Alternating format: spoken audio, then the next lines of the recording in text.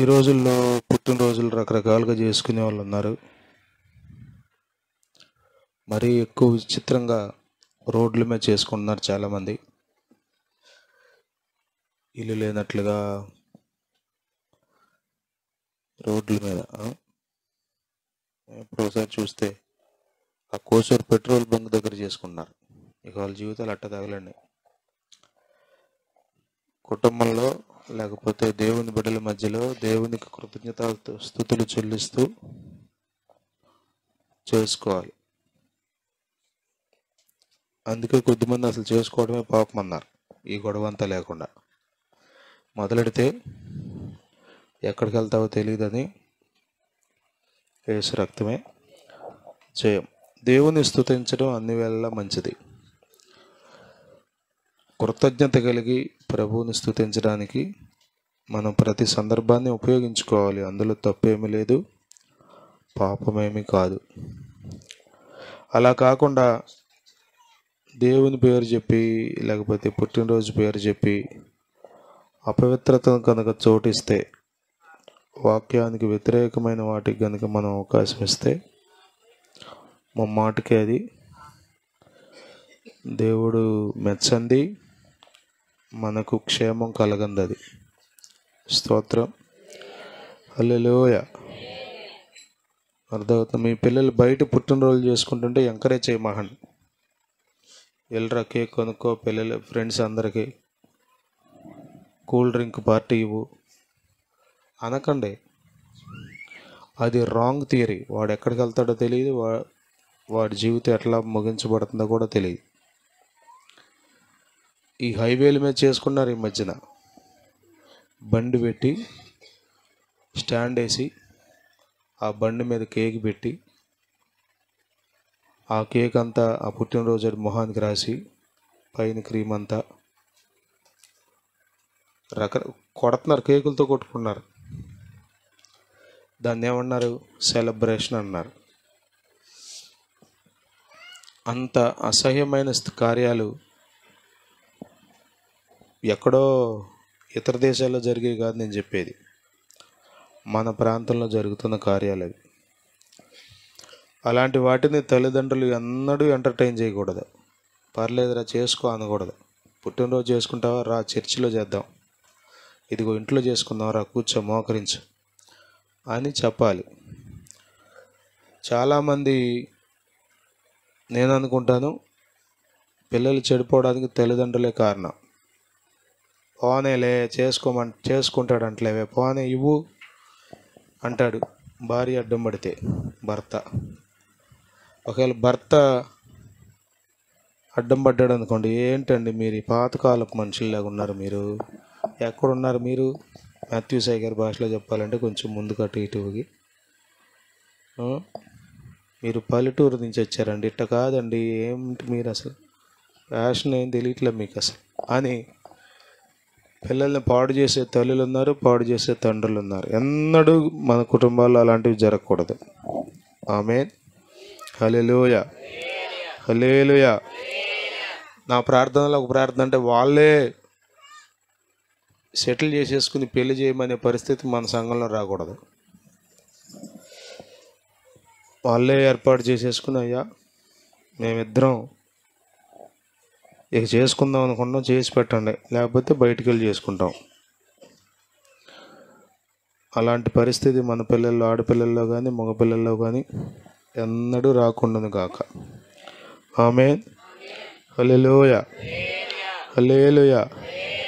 కొద్దిమంది అనుకున్నారు అసలు మంచిదండి అది అని. మనం చూసే పని లేదు, వెతికే పని లేదు, చాలా చక్కగా జరిగిపోతుంది కదా అని. అలా కానే కాదు. స్తోత్రం. అయ్యా మీ ఇద్దరన్నా లోపల కూర్చుంటారా? చర్చి ఖాళీగానే ఉందిగా, కొంచెం కూర్చోండి ఓపిక చేసుకుని. లేకపోతే 2 కుర్చీలు తీసుకెళ్ళి వేసుకుంటారా? రండి. కొత్త చర్చిలో కూడా మీరు బయట వేసుకుంటారేమో నాకు డౌటే. అయ్యా ఈ చర్చి బాగాలేదు కానీ బయట కూర్చుంటామా అని 4 కుర్చీలు బయట వేసుకుని, పర్లేదు కూర్చోండి, చల్లగానే ఉంటుంది కాబట్టి. స్తోత్రం. హల్లెలూయా. హల్లెలూయా. ప్రతి చిన్న విషయాన్ని మనం వీలైనంత వరకు దైవిక కోణంలో చూస్తే అది మనకు ఆశీర్వాదం, క్షేమం. స్తోత్రం. హల్లెలూయా.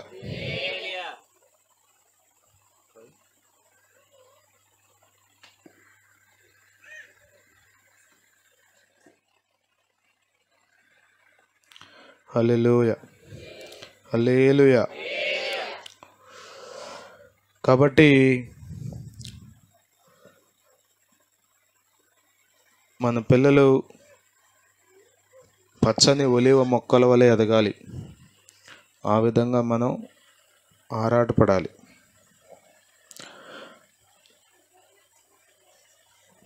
తల్లి తండ్రి వేరువేరు దారుల్లో ఉంటే పిల్లలు ఇష్టానుసారంగా పెరగడానికి అవకాశం ఉంటుంది.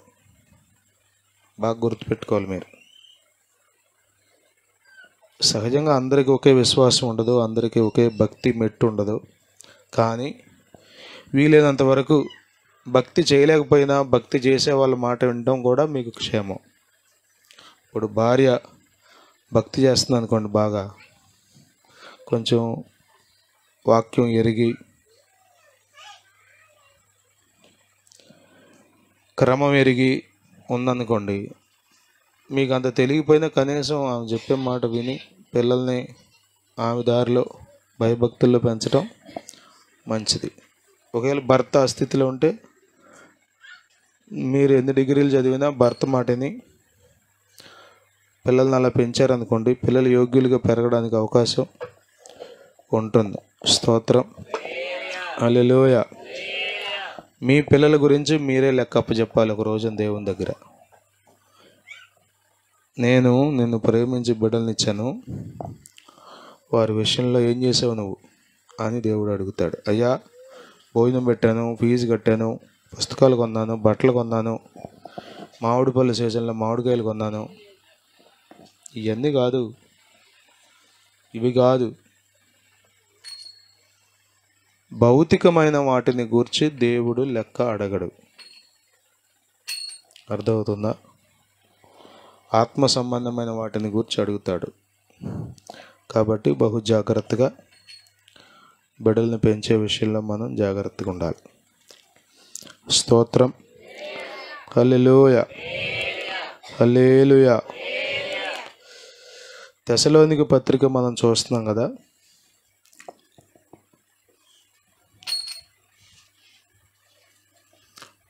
నాలుగో అధ్యాయం, మొదటి పత్రిక 4వ అధ్యాయం 9వ వచనం నుండి చూడండి. నిన్న బుధవారం కూటంలో 4-5 వచనాలు చూసాం.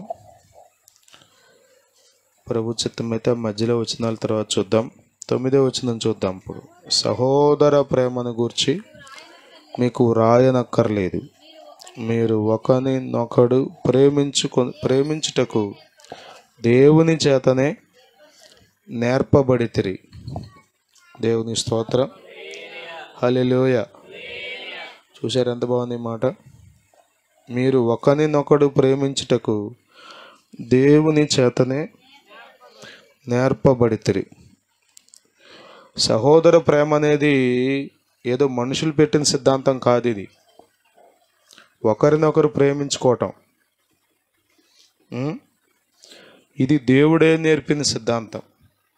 స్తోత్రం. హల్లెలూయా. నేను చాలాసార్లు మా పిల్లలకి చెప్తా ఉంటా, నానా మీరు ఒకరినొకరు ప్రేమించుకోవాలి, ఒకరికొకరు సహాయం చేసుకోవాలి. ఇది నాలో ఎందుకో ఆ ప్రేమ కుటుంబాల్లో లేదు. సహోదర ప్రేమ సంఘాల్లో కొరవడింది. అపవాది జ్వరబడిపోయాడు. ఇజ్రాయెల్కి ఏమో అమెరికా సపోర్ట్ చేస్తుంటే ఇరాన్కి చైనా సపోర్ట్ చేయడానికి రంగంలోకి దిగిందంట. ఓవరాల్గా ఇదే కనుక ఇట్లా కొనసాగితే మూడవ ప్రపంచ యుద్ధానికి దారితీస్తుందని పెద్దలందరూ కలవరపడుతున్నారు. ప్రపంచ దేశాలన్నీ, మరి ముఖ్యంగా ముస్లిం దేశాలన్నీ ఇరాన్కు అనుకూలంగా నిలబడతాయి. అరబ్ కంట్రీస్ అన్నీ. అదే జరిగితే ప్రపంచం అంతా మారణ హోమే. కాబట్టి ప్రభు కృప చూపాలని ప్రార్థన చేయండి. నేను ఆ సందర్భాన్ని ఎందుకు జ్ఞాపకం చేశానంటే, మనుషులు ఒకరినొకరు చంపుకోవడానికి దేవుడు కలుగజేయలా. ఒకరి మీద ఒకరు ద్వేషం వెళ్ళబుచ్చుకోవడానికి దేవుడు కలుగజేయలా. ఒకరినొకరు ప్రేమించుకోవడానికి దేవుడు కలుగజేశాడు. దేవుడు నేర్పుతున్నాడు అలా. దేవుని స్తోత్రం. హల్లెలూయ అంటున్నాడు. సహోదర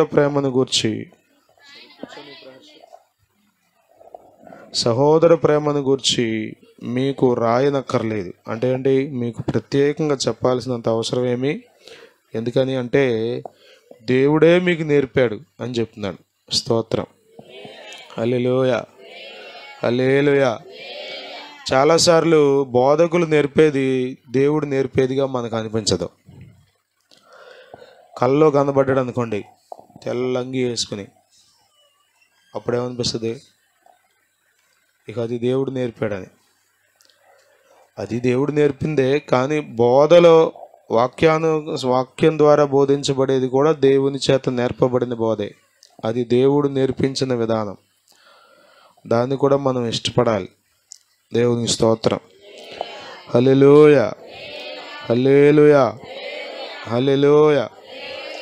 గమనించండి, ఇక్కడ రాయబడిన మాట ఏంటంటే, మీరు ఒకరినొకడు ప్రేమించుటకు.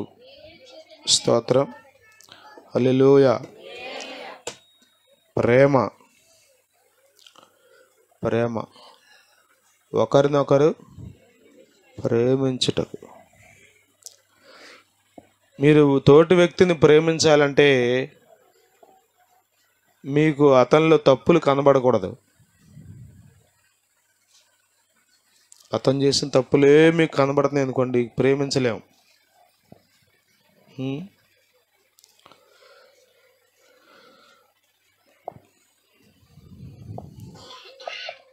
మనం ఎంత చదువుకున్నా, ఎంత నేర్చుకున్నా, ఇప్పుడు ఉదాహరణకి ఎక్కడో ఐఏఎస్ ఆఫీసరు లంచం తీసుకుంటూ దొరికాడంట. ఎక్కడో న్యూస్ అది.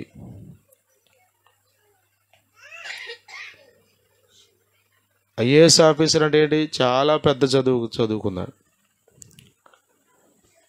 జీతం కూడా బాగానే వస్తుంది, మరి ఏమి 10,000 20,000 ఏమి రాదుగా. కానీ ఏం తీసుకున్నాడు అంటే, ఎందుకని?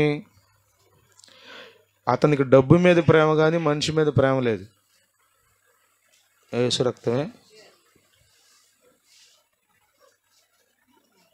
ఎక్కడో అంట తెలంగాణలో అతనికి ఎన్ని కోట్లు అని చెప్పారు మనం తీస్తే బయటికి. సహజంగా ఒక గవర్నమెంట్ ఉద్యోగస్తుడు తన జీతంతో బ్రతకడాలి, అంతవరకు అది మంచిది పద్ధతి. ఎవరైనా అంతే. కానీ మన వాళ్ళకి ఏంటంటే, అసలు ఈ ఉద్యోగం వచ్చిందే తినేడాగా అన్నట్టుగా.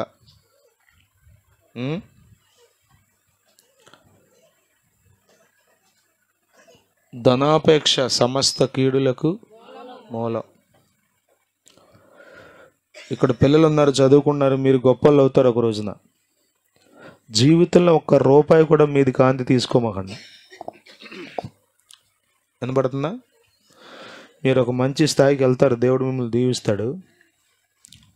అవకాశం ఉన్నంతవరకు మనుషులకు మేలు చేయడానికి చూడండి. మనిషిని ప్రేమించండి. ఒక వృద్ధురాలు సహాయం కోసం వచ్చిందా, ఆ వృద్ధురాలను ప్రేమించి సహాయం చేయండి. అది దేవుడు మనకు నేర్పేది. అచ్చంగా ఆమె దగ్గర నుంచి అంత తినేద్దామా? అర్థమవుతుందా? కొద్దిమంది తినేయడానికే అసలు వాళ్ళ కుర్చీ ఎక్కింది. అది దైవ విధానం, దేవుడు నేర్పిన పద్ధతి అది కానే కాదు. స్తోత్రం. మీరు కూడా పిల్లలకు చెప్పాలి, నానా వాక్యంలో ఇలా ఉంది, మనం మనుషుల్ని ప్రేమించాలి. కొంచెం ఉద్యోగం వస్తే చాలు, కొంచెం ఆధిక్యత వస్తే చాలు, ఇక మనుషులు కనబడరు. కొద్దిమందికి కనబడరు. అలా ఉండడానికి వీల్లేదు, అలా ఉండడానికి వీల్లేదు. అర్థమవుతుందా? నేను ఒక చోట పనిచేసినప్పుడు ఒక ఆమె ఉంది, హెడ్ మాస్టర్గా పనిచేసింది. ఆమె గుమ్మం బయట పెట్టి నుంచోబెట్టి మాట్లాడేది ఎవరినైనా సరే. నీకు అతను ఎవరైనా సరే, పేరెంట్ అయినా ఇంకెవరైనా, గుమ్మం బయటే నుంచోవాలి అంతే. నాకైతే చాలా బాధ కలిగేది. అందున ఇంకా భయంకరం ఏంటంటే కులాన్ని బట్టి మరీ నుంచోబెట్టేది. బాగా అంటే బాగా.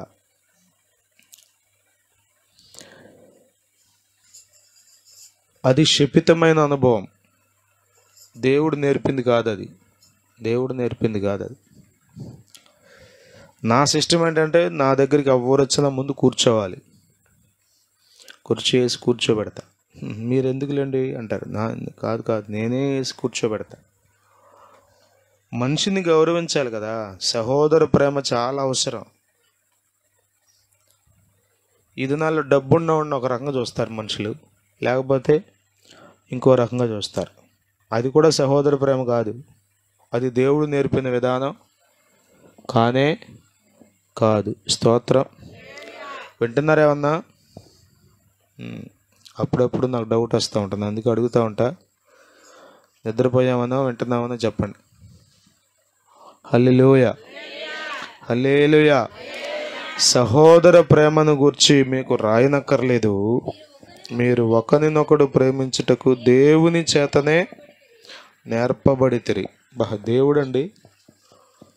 నీలా బోధించేవారు ఎవరున్నారయ్యా, నీలా బోధించేవారు ఎవరున్నారయ్యా, జీవం ఉన్న దేవుడవు నీవే యేసయ్యా, జీవం ఉన్న దేవుడవు నీవే యేసయ్యా.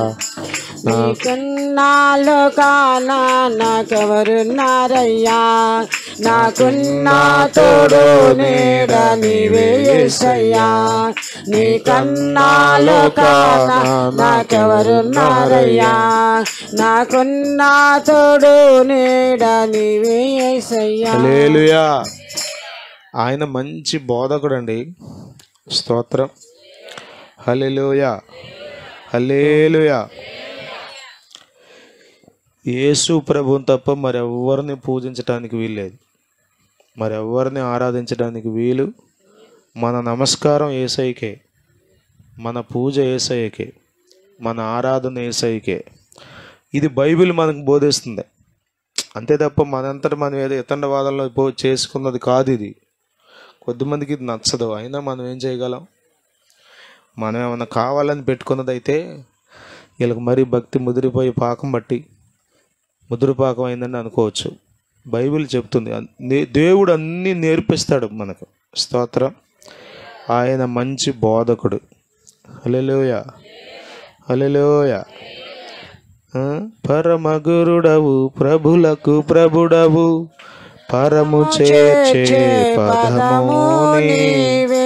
పరమగురుడు ఆయన. స్తోత్రం. హల్లెలూయా.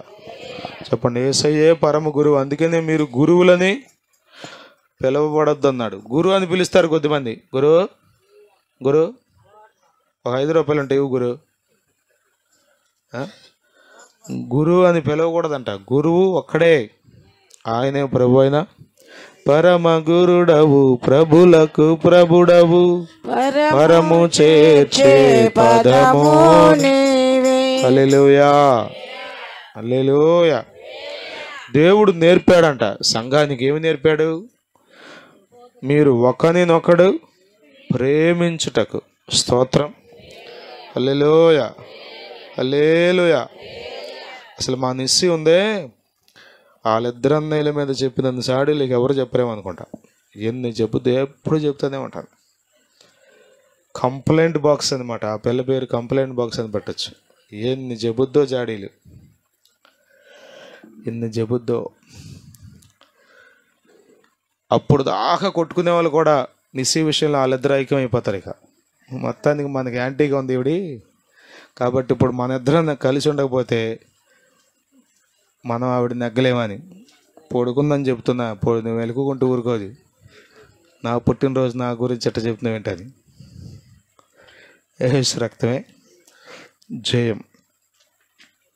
చాలాసార్లు నేను మా పిల్లలతో చెప్తాను, నాన్న మీరు ఒకరినొకరు ప్రేమించుకోవాలి. ఎందుకో మాకు ఇది పళ్ళ, ఒకరి మీద ఒకరు చాడీలు చెప్పుకోవటం, ఒకరిని ఒకరు ఏడిపించుకోవటం, ఒకరిని ఒకరు కొట్టుకోవటం చిన్నప్పుడు ఉన్నా కానీ చిన్నగా. పెద్దయ్యాక ఇక అంత లేదు. ఒకరోజు నేను నూతిలో పడిపోయా. మా అక్కయ్య తోసిందని గొడవ. నేను బయటకు వచ్చాక భార్గవి పిందని మా బంధువురాలే, పాపం ఆవిడ చాలా హైట్ తక్కువ ఉంటారు, నొచ్చిన వేసుకుని దిగేసింది అంతే నా కోసం. నూతిలోకి దిగేసి నన్ను బయటకు లాక్కొచ్చింది. ఇక్కడే ఇప్పుడు మా ఫ్రెండ్ కొనుక్కున్నారు వాళ్ళ ఇల్లు. ఆ నొయ్యి నాకు బాగా గుర్తు. బయటకు వచ్చి అంటాను, ఇక నువ్వే తోసేసావు మా ప్రసన్నక్కనే. కాళ్ళు అందగా అప్పుడు చాలా హైట్ తక్కువ ఉండేవాడిని చిన్నప్పుడు. ఎట్ట ఎగిరి చూస్తే తర్వాత ఏముంటుంది, ఇక పడతాం ఇక ముందుకి.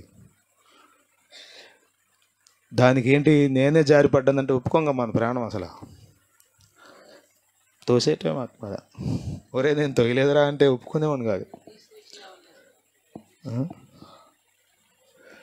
అక్కడి నుంచి నడిపించకుండా తీసుకొచ్చింది నన్ను. ఒకసారి ఇట్లాగ తోటల్లో, ఇదే సీజన్ వర్షాకాలం, ఫుల్గా నేరేడుకాయలు కోసుకునేదేమన్నా రాలతమేగా, రాళ్ళని అన్నీ ఒళ్ళో వేసుకుంది. మా అక్క ప్రసన్నక్క, నేను ఎందుకు మా జ్యోతక్కతో అంత కలిసి ఉండేవాళ్ళం కదా చిన్నప్పుడు. మా ఇద్దరిదో టీము, ఎవరి టీంలో వాళ్ళకు ఉంటాయిగా. చిన్నప్పుడు విషయాలు చెప్తున్నాయని, మా ఇద్దరిదో టీము. మొన్నటిదాకా వీళ్ళిద్దరిని చూసినప్పుడు అనిపించేది మైకేల్ నీసే ఒక టీము. తర్వాత ఇప్పుడు వీళ్ళిద్దరు కలుస్తున్నారు ఆటల సందర్భంగా, బ్యాట్ బాల్ పుచ్చుకుని ఫుల్గా నేరేడుకాయలు కోసుకుని. మా అక్క చెప్తుంది నాకు, తమ్ముడు బొట్టనేళ్ళు నొక్కేయి, బురద భయంకరంగా వర్షం పడింది, బురద జారి పడిపోతావు, బొట్టనేళ్ళు నొక్కేయి అని చెప్తుంది. కొంచెం దూరం వెళ్ళినాక చూస్తే మనిషి కనబట్టలు ఏంటని చూస్తే పడిపోయింది అక్కడ. నాకు చెప్తుంది జారి పడిపోతావు, బొట్టనేళ్ళు నొక్కేయని. నేరేడుకాయలన్నీ బురదలో పడ్డాయి, బట్టలన్నీ బురదైనవి. ఏంటక్క అన్న, మామూలు నవ్వు కాదు ఇక, చెప్తుంది నాకు బొట్టనేళ్ళు నొక్కేయని, జారి పడతామని. ఆవిడ పడింది. బాల్యం చాలా ఆశీర్వాదకరంగా ఆనందదాయకంగా ఉంటుంది. కొద్దిమందికి ఈ గొడవలు లేవు, వాళ్ళదంతా పిచ్చగోళ్ళ పిచ్చ పాటలు. ఈ ఫోన్లు వచ్చాక ఇదే గొడవ. నేరేడు చెట్టు తెలియదు, సెంతమ్మకాయ చెట్టు తెలియదు, చింత చెట్టు తెలియదు, ఏమీ తెలియదు. ఏం తెలుసు అంటే ఫేస్బుక్, ఇన్స్టాగ్రామ్. మీ మన పిల్లలు ఎవరికి ఈ అకౌంట్లు ఉండకూడదు, ఎవరికి వీటిలో సంబంధం ఉండకూడదు. వాటి జోలికి పోకుండా మీరు, ప్రభు మిమ్మల్ని దీవిస్తాడు. సహోదర ప్రేమను గురించి నేను మీకు జ్ఞాపకం చేస్తూ ఈ ఉదాహరణలు జ్ఞాపకం చేస్తున్నా. ఒకడు పడిపోయినప్పుడు సహోదర ప్రేమ ఉన్నవాడు ఏం చేస్తాడు చెప్పండి?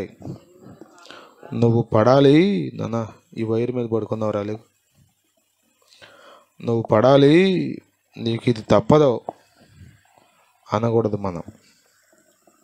స్తోత్రం. పేతురుకు డౌట్ వచ్చింది, ప్రభు అసలు ఎన్నిసార్లు క్షమించాలి? యేసు ప్రభు ఏమంటాడో అని అడుగుంటాడు పాపం. లేకపోతే నిజంగానే అనుమానం వచ్చి ఉంటుంది, ఒక సహోదరుడు నా ఎడల తప్పు చేస్తే నేను ఎన్నిసార్లు క్షమించాలి? 7 మార్లు మట్టుకా అని అడిగాడు. అంటే సంపూర్ణతకు గుర్తుగా 7 మార్లా అని అడిగితే అక్కడ ఏమన్నాడు తెలుసా? చదువుతారా వచ్చిన సువార్తల్లో మనం చదువుతాం కదా, లూకా సువార్తలో ఉంటుంది చూడండి.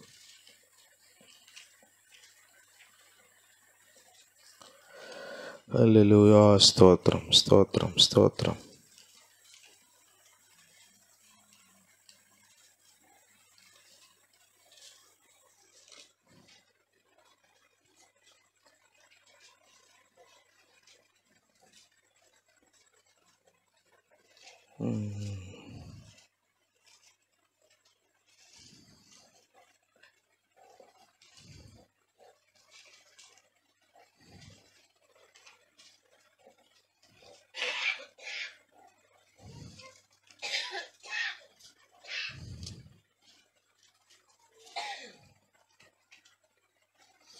మత్తయి సువార్త 18వ అధ్యాయం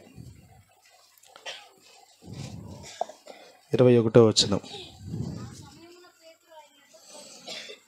ఆ సమయమున పేతురు ఆయన యొద్దకు వచ్చి, ప్రభువా, నా సహోదరుడు నా ఎడల తప్పిదము చేసిన ఎడల నేను ఎన్ని మార్లు అతనిని క్షమింపవలెను? 7 మార్లు మట్టుకా అని అడిగాను. క్షమించమంటావు, రైటే, బాగానే ఉంది. ఎన్నిసార్లు క్షమించాలి? ఇది డౌట్. క్షమించటం గురించి కాదు డౌట్, ఎన్నిసార్లు క్షమించాలనేది డౌట్. ఎవరి విషయంలో? నా సహోదరుడు నా ఎడల తప్పిదం చేసినప్పుడు. సహోదర ప్రేమను గురించి ఇక్కడ పౌలు గారు మాట్లాడుతున్నాడు. స్తోత్రం. ఎన్ని మార్లు క్షమించాలి అంటే ప్రభు అంటాడు, 7 మార్లు మట్టుకే కాదు, 70 ఏళ్ళ మారుల మట్టుకు అని నీతో. ఈ లెక్క చూడండి ఒకసారి, అనండి ఈ మాట, 70 ఏళ్ళ మారుల మట్టుకు. కీర్తనలు 90లో మోషే మాట్లాడతాడు, మా ఆయుష్కాలము 70 సంవత్సరములు. ఆయుష్కాలం ఎంత? ఇక్కడ ప్రభు ఏమంటున్నాడు? 70 ఏళ్ళ మారుల మట్టుకు. అంటే ఎన్నిసార్లు క్షమించాలి మీరు? చెప్పండి, చెప్పాలి. ఎన్నిసార్లు క్షమించాలి? భార్య భర్తను ఎన్నిసార్లు క్షమించాలి? ఎందుకు చెప్పుకుంటాకే కానీ గారు అంటారా? చెప్పుకుంటా కాదు, నిజమే, దేవుడు నేర్పుతున్నాడు ఇది. అయ్యా దేవుని స్తోత్రం.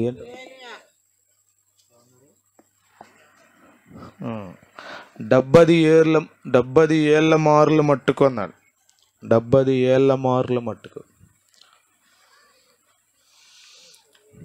ఇది ఒకసారి 2 సార్లు కాదు, జీవితకాలం అంతా. ఇది ప్రేమ. స్తోత్రం. హల్లెలూయా, హల్లెలూయా, హల్లెలూయా. ప్రేమ అనేది చాలా ప్రాముఖ్యమైన విషయం. ప్రేమ కలిగిన వాడు ప్రభు మనసు కలిగిన వాడు. తీర్పు తీర్చేవాడు ప్రభు మనసు కలిగిన వాడు కాదు. తీర్పు తీర్చేవాడు ప్రభు మనసు కలిగిన వాడు కాదు. సహజంగా కోపంలో బాధలో అన్నా కానీ వెంటనే మరలా ఏం రావాలి? ఏముంది ప్రభు, నేను ఎంతటి వాడిని, నేనే స్థిరుడని కాదు కదా అనుకోవాలి మనం. స్తోత్రం. హల్లెలూయా, హల్లెలూయా. ప్రేమ అంటే మాటలు చెప్పేది కాదు, క్రియలలో కనబడేది. స్తోత్రం. దేవుడు నేర్పుతున్నాడంట సహోదర ప్రేమను గురించి. స్తోత్రం. ఇంకా క్రిందకు వస్తే అక్కడ అంటాడు, అలాగుననే మాసిదోనియా ఎందంతటా ఉన్న సహోదరులందరినీ మీరు ఒకరినొకరు ప్రేమించడం కాదు, మాసిదోనియాలో ఉన్నటువంటి సహోదరులు అనగా అక్కడున్న సంఘాన్ని కూడా మీరు ప్రేమిస్తున్నారు. స్తోత్రం. హల్లెలూయా, హల్లెలూయా. మీరు మరి అంత డల్లకు కూర్చోమండి. హల్లెలూయా. మాసిదోనియాలో ఉన్న సహోదరులు అందరినీ మీరు, ఎంత మంచి సర్టిఫికెట్ అండి అసలు ఇది. అసలు మనలో మనం ప్రేమించుకుంటాకే కష్టంగా ఉంది, ఇంకా పక్క సంఘాన్ని ఎక్కడ ప్రేమించేదాకా వెళ్తాం మనం? ఆడేవాడు అందంట, అమ్మకి కూడట్లేదు కానీ పిన్నికి. అది ప్రేమ విస్తరించాలి. ఎక్కడికే ముందు ఇక్కడ ప్రేమ స్టార్ట్ అయ్యి ఎక్కడి నుండి ఏమవ్వాలి? పక్క సంఘాలను కూడా ప్రేమించే స్థాయికి మనం ఎదగాలి. దేవుని స్తోత్రం. హల్లెలూయా. ఎదగాలయ్యా, నేను ఎదగాలయ్యా, నీ ప్రేమలోనే దినదినము ఎదగాలయ్యా. ఎదగాలయ్యా, ఎదగాలయ్యా, నీ ప్రేమలోనే దినదినము ఎదగాలయ్యా. నీ ప్రేమ తప్ప వేరొకటి లేదని నిన్ను గూర్చి నే పాడుచు, నీ ప్రేమలోనే నేను ఎదగాలయ్యా. నీ ప్రేమ తప్ప వేరొకటి నిన్ను గూర్చినే పాడుచు నీ ప్రేమలోనే నేను ఎదగాలయ్యా ఎదగాలయ్యా నేను ఎదగాలయ్యా నీ ప్రేమలోనే నేను ఎదగాలయ్యా ఎదగాలయ్యా నేను ఎదగాలయ్యా నీ ప్రేమలోనే దినము. హల్లెలూయా. ఆశ ఉండాలిగా. ఏమేమి ఆశ? దేవుని యొక్క ప్రేమలో ఎదగాలి. ఆస్తులు పెరగాలని ఆశ ఉంది కానీ కదా. తిండి పడిపోయింది అయ్యగారు, ప్రార్థన చేయండి. ఇది 60 ఏళ్ళకు కూడా పడకుండా ఏం చేస్తుంది? ఇంకా పెరుగుద్దేంటి అయ్యగారు? అప్పుడు తిన్నదానికంటే కొంచెం ఎక్కువ తింటున్నాను అయ్యగారు. కొద్దిమందికి అది కోరిక, తిండి పడకూడదు. యేసు రక్తమే జయం. హల్లెలూయా హల్లెలూయా. భౌతికమైన విషయాల్లో మనకి ఎంత ఆలోచన ఏంటో అయ్యగారు, అసలు ఏమి నోటికి రుచి తెలియట్లేదు అయ్యగారు. ప్రార్థన చేయండి.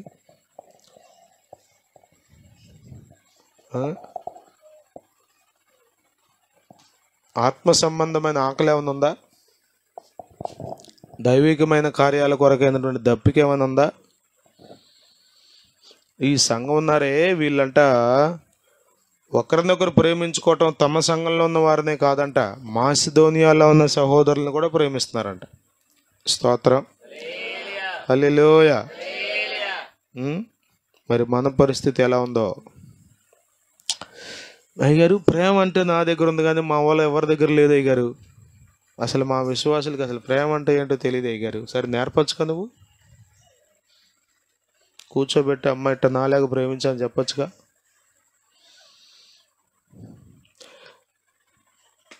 అసలు సమస్య ఎక్కడుంది తెలుసా? ప్రేమించింది ఆ మనిషే, కానీ ఏం చెబుద్ది చెప్పరండి? అసలు సంఘంలో ప్రేమ లేదు అయ్యగారు. మరి ఎక్కడుంది? శ్మశానంలో ఉందేంటి? ఎక్కడుంది సంఘంలో ప్రేమ లేక? కొద్దిమందికి అది కనబడదు. ఎందుకు కనబడదంటే ఇక వాళ్ళకి ఆ దృష్టి లేదు. వాళ్ళ దృష్టి ఏంటి చెప్పండి? మా పిల్లలకి చెప్పా ఈరోజు. ఒక పాప జై జనసేన అని ఒకటి రాసింది ప్యాడ్ మీద, ఇంకొక పాప గౌడ అని రాసి ఇంకోటి ఏదో రాసింది ప్యాడ్ మీద, బ్యాగ్ మీద. బ్యాగ్ పోతుంది అనుకుంటే నీ పేరు రాసుకోమ్మ, తప్పులేదు. ఇదంతా ఏంటన్నా నేను చాలా విషయాలు చెప్పాను మా పిల్లలకి. కులం అనేది పెద్ద అబద్ధం. తలలోంచి పుట్టడం ఏంటి, తొడల్లోంచి పుట్టడం ఏంటి, భుజాల్లోంచి పుట్టడం ఏంటి? మనుషులు ఆ రాసినోడికి సిగ్గులేదు, దాన్ని నమ్మే వాళ్ళకి సిగ్గులేదు. కులం అనేది పెద్ద అబద్ధం. మనుషులందరూ దేవుని సృష్టి. ఒక్క ఆదాములో నుండి మనందరం వచ్చాం. ఒక్క ఆదామైన కడబట్టి ఆదామైన యేసుక్రీస్తు ద్వారానే మనం రక్షణ పొందుతున్నాం. మనమందరం రేపు ఒక్క పరలోకానికే చెప్పండి వెళ్తాం. ఇది కొంచెం కష్టంగా అనిపించినా కానీ ఇది నిజం. దేవుని స్తోత్రం. హల్లెలూయా. స్కూల్లో ఇదే గొడవగా కులాల పేరుతో విడిపోయి కొట్టుకున్నారు. కాలేజీల్లో ఇదే గొడవ, కులాల పేరుతో విడిపోయి దురభిమాన పాపాలు పడిపోతున్నారు పిల్లలు. అసలు మనవాళ్ళు నేర్పటం అట్లా నేర్పుతున్నారు. రే వీడు మనవాడు, నువ్వు వీడితో ఉండాలి, ఆడితో ఉండ మాకు.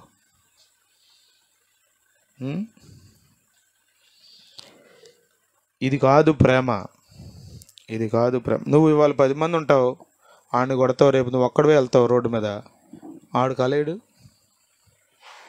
కింద గుర్తుంచుకుని మరీ కొడతాడు. అందరితో సమాధానంగా ఉండాలి, అందరితో ఐకమత్యంగా ఉండాలి. స్తోత్రం. హల్లెలూయా హల్లెలూయా. కొన్ని చోట్ల మనుషులు మృగాలుగా ప్రవర్తిస్తున్నారు.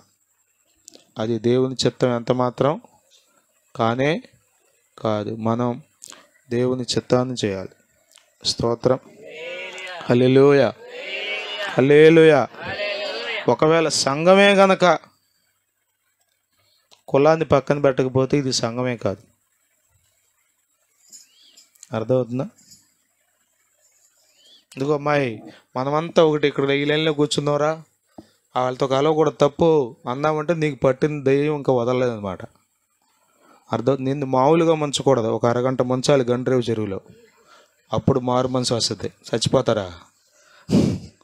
అట్టాన దరిద్రం వదులుద్ది. అర్థమవుతుందా? మనం అందరం ఇక్కడ కూర్చోవాలమ్మా ఈ లైన్లో. వాళ్ళతో పాటు కూర్చుంటావే నువ్వు, అట్ట వెళ్ళమాక, వాళ్ళతో వెళ్ళకూడదు. మనమంతా అంటే నీకు దెయ్యం పట్టిందని అర్థం. నిశ్చయంగా ఉపవాసం ఉండి వారం రోజులు ప్రార్థన చేసుకుంటే అది వదులుద్ది. స్తోత్రం. హల్లెలూయా, హల్లెలూయా. కులం అనేది అపవాది పెట్టిన పెద్ద ముసుగు. అర్థమవుతుందా? అర్థమవుతుందా? దాన్ని పెంచి పోషించే పార్టీలు ఉన్నాయి, దాన్ని పెంచి పోషించే మతాలు ఉన్నాయి. అవన్నీ దేవుని చిత్తానికి వ్యతిరేకమైనవి. మనమందరం ఒకరినొకరిని ప్రేమించుకోవాలి. ఒకరి సుఖదుఖాల్లో ఒకరు పాలు పడాలి. స్తోత్రం. హల్లెలూయా, హల్లెలూయా. సంఘంలోనే సహోదర ప్రేమ లేకపోతే ఇంకెక్కడ ఉంటుంది చెప్పండి? ఇంకెక్కడ దొరకదు మీకు. ఇక్కడ దొరకలేదంటే తప్పు మీలోనా ఉండాలి, సంఘంలోనా ఉండాలి. అర్థమవుతుందా? ఇక్కడ అంటున్నాడు, మీ ప్రేమ మాసిదోనియా అంతటా ఉన్న కూడా ఆ సహోదరుల మీద కూడా మీరు ప్రేమిస్తున్నారని నాకు తెలిసింది అంటున్నా. ప్రియులరా, మనం ఆ విధంగా ప్రేమించాలి. స్తోత్రం. హల్లెలూయా, హల్లెలూయా, హల్లెలూయా. దురభిమాన పాపముల్లో పడకుండా జాగ్రత్త పడాలి. చాలా జాగ్రత్తగా ఉండాలి, చాలా జాగ్రత్తగా ఉండాలి. మనం జాగ్రత్తగా లేనప్పుడు అపవాది చాలా సులువుగా మనలో జ్వరబడి అనేక భేదాలు పుట్టిస్తాడు కదా. చదువుకున్న వాళ్ళందరూ ఒక చోట, అదొక దురభిప్రాయం. అర్థమవుతుందా? ఏజ్ గ్రూప్ని బట్టి సహజంగా ఉంటాం కదా. రిటైర్ అయిపోయిన వాళ్ళందరూ కూర్చుంటారు ఇక అరుగు మీద కూర్చుని ఏం చెప్పుకుంటారు? చరిత్ర అంతా చెప్పుకుంటారు. ఏముందో వాళ్ళు చేసే పని, మేము ఉద్యోగం చేసినప్పుడు అట్టా, మేము పలానాలో చేసినప్పుడు అట్టా అని చెప్పుకుంటారు.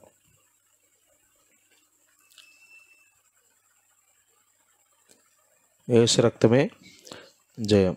కానీ రకరకాల పేర్లతో మనం గ్రూపులు కట్టకూడదు. సంఘంలో గ్రూపులు ఉన్నాయంటే ఇక అంతకంటే దౌర్భాగ్యం కూడా లేదు. మనమంతా ఒకటే శరీరం, క్రీస్తు శరీరం. ఆమేన్. క్రీస్తుని ముక్కలు చేసేస్తారా మీరు అంటే చేసేవాళ్ళు కూడా ఉన్నారు. అది ఎంత మాత్రం దేవచిత్తం కాదు. జాగ్రత్తగా ఉండాలి, యోగ్యంగా జీవించాలి. మనలో ప్రేమ పొంగి పొరలాలి. స్తోత్రం. అర్థమవుతుందా? మనం ఎక్కువ రోజులు ఇక్కడ ఉన్నాం. కొద్దిమంది ఇంకా ఎన్నో రోజులు సంవత్సరాలు ఉందామనుకుంటున్నారు.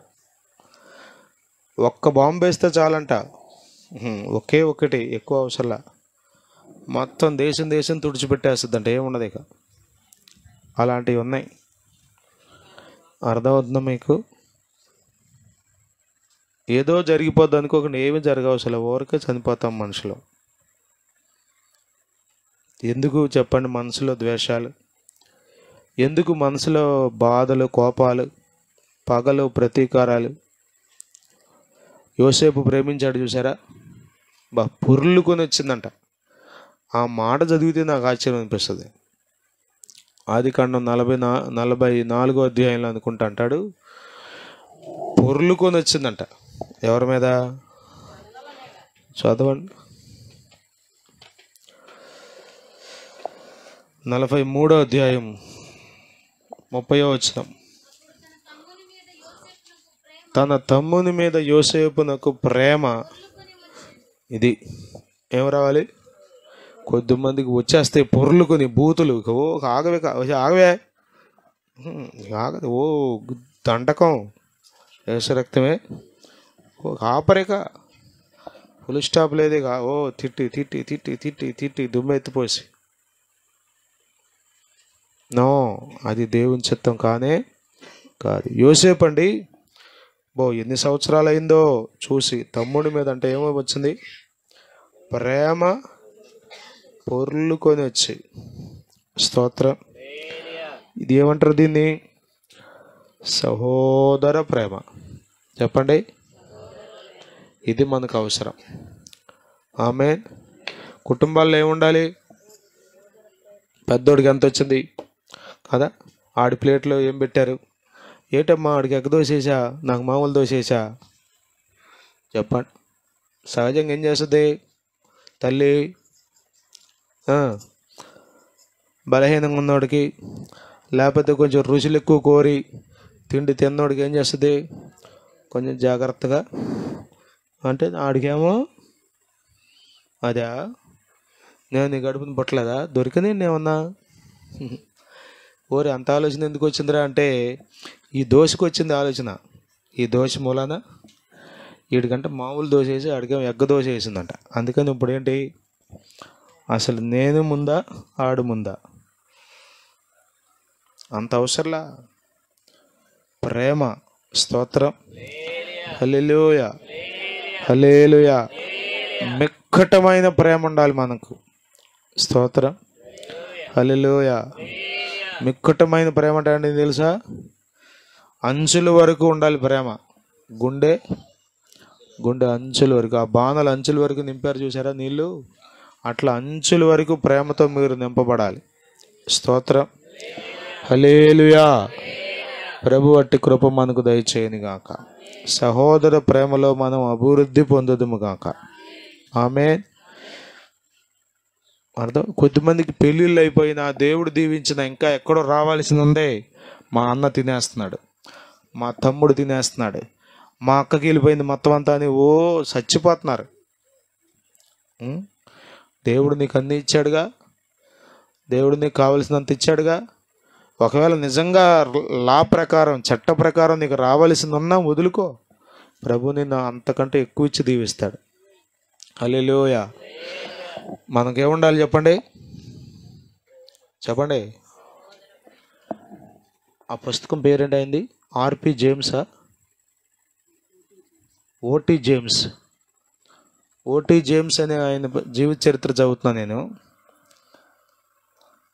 అనంతపురం జిల్లానే, అనంతపురం కడప. తన భార్య పేరు సత్యవతి అనుకుంటా. రాజశేఖర రెడ్డి గారి బంధువులు అమ్మాయి అంట. అమ్మాయి ఏదో చాలా రిలేషన్ ఏదో చెప్పారు, దాంట్లో నాకు గుర్తులేదు, కానీ ఆ మాట చెప్పి ముగించేస్తా. మారుడి తల్లి కూతురుని తీసుకొచ్చాండి ఒక పాస్టర్ గారు. అయ్యా, మీ భార్య యొక్క మారుడి తల్లి కూతురు ఈమె అంటే, తండ్రి ఒకడే, తల్లి వేరు. అర్థమవుతుంది మీకు? మరి అప్పుడు ఆస్తి అంతా ఈమె పేరునే రాసేశారు. ఈమెమో ఇప్పుడు ఎవరు లేరు, తండ్రి కూడా చనిపోయాడు, మరి పోషణకు కూడా కష్టంగా ఉంది. మీరు సేవకులని తెలిసింది, ఏదైనా కొంచెం సహాయం చేస్తారేమోనని అని అడిగాడంట పాస్టర్ గారు. ఆ పాపను తీసుకుని వచ్చి, అంటే వరుసకు చెల్లెలు అవుద్ది కదా, తీసుకొచ్చి సత్యవతి రా అని పిలిచాంట. పాస్టర్ గారు పిలిచి, ఇదిగో ఈమె నీ చెల్లెలు, పాస్టర్ గారు, ఈయన ఫలానా వాళ్ళ పాస్టర్ గారు, ఈమెకు చాలా దయనీయమైన పరిస్థితి ఉందంట, నీకు మీ తండ్రి ఏమి రాసిచ్చాడు అంతా ఈమెకు రాసిచ్చే అన్నాడంట. ఏదన్నా కొంచెం ఇస్తాడేమోనని వచ్చాడు ఆ పాస్టర్ గారు ఆమెను తీసుకొని. ఈయన అన్నాడంట, ఆమెకు మొత్తం ఇచ్చేసాయి, దేవుడు మనకు అన్నీ ఇచ్చాడు, మీ నాన్న నీకు ఏదైతే రాసిచ్చాడో అది మొత్తం ఇచ్చేయమన్నాడంట. అలాగేనండి అందంట ఆమె.